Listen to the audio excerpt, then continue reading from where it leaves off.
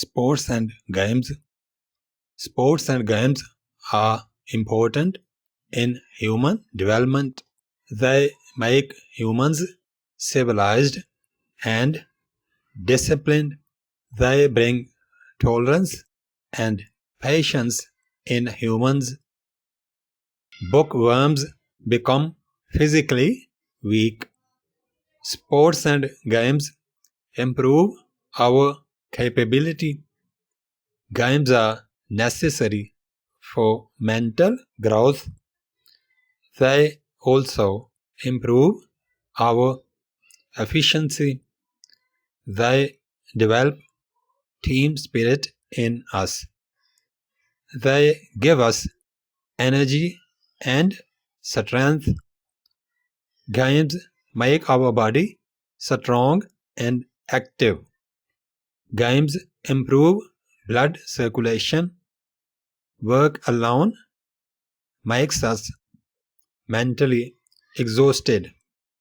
Sports are a spring of joy for us. Sports and games are good for physical health. A healthy body has a sound mind. Students spend much time in study. Sports and games provide them relaxation. Students must take active part in games. We gain self-control from games.